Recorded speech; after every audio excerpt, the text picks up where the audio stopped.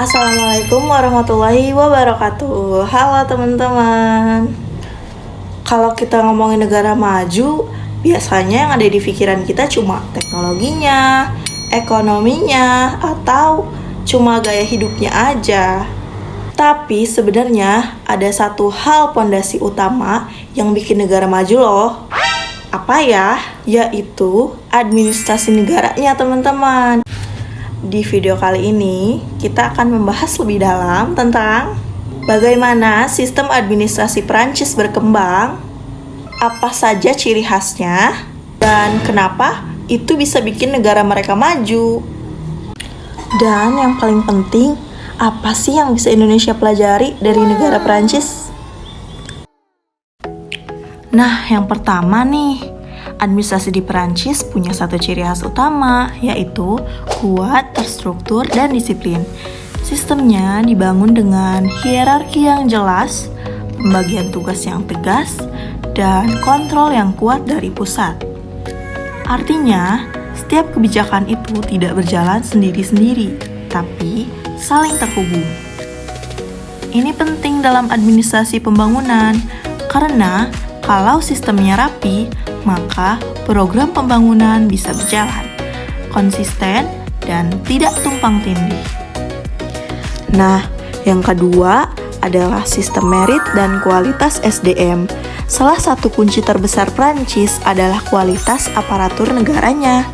Mereka menggunakan sistem merit, yaitu rekrutmen berdasarkan kemampuannya, promosi berdasarkan kinerja, bukan karena ada relasi atau kedekatan. Selain itu, ada sistem pendidikan khusus untuk calon pejabat publik.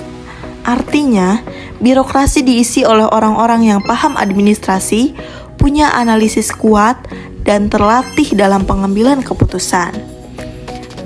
Dampaknya dalam pembangunan, kebijakan lebih tepat sasaran, kesalahan bisa diminimalisir, dan program lebih efektif.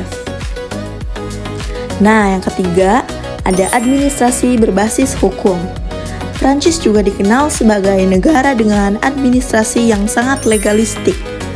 Apa itu maksudnya? Maksudnya adalah setiap tindakan pemerintah harus punya dasar hukum, harus sesuai aturan, dan bisa dipertanggungjawabkan. Tidak ada kebijakan yang dibuat secara asal oleh pemerintah Prancis. Dalam konteks pembangunan, ini menciptakan kepastian hukum yang jelas, kepercayaan masyarakat, dan stabilitas jangka panjang. Karena investor dan masyarakat tahu sistemnya jelas dan tidak berubah-ubah sembarangan. Selanjutnya, ada perencanaan pembangunan yang terarah. Prancis tidak hanya mengatur, tapi juga aktif merencanakan pembangunan. Ciri utamanya, punya perencanaan jangka panjang, ada target yang jelas, program tidak berubah drastis tiap pergantian pemimpin. Nah, ini penting banget teman-teman, karena banyak negara berkembang gagal bukan karena kekurangan sumber daya, tapi karena tidak konsisten dalam perencanaan.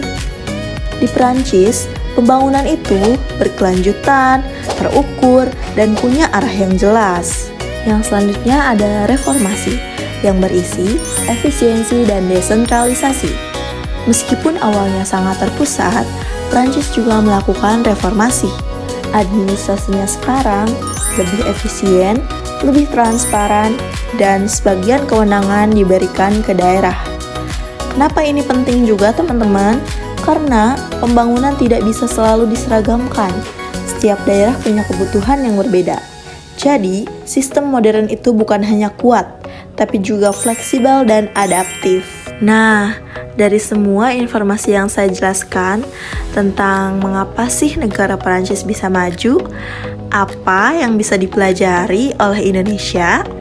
Yang pertama, harus ada perbaikan kualitas SDM birokrasi yang bukan hanya sekedar banyak pegawai, tapi harus juga kompeten. Yang kedua, ada konsistensi kebijakan.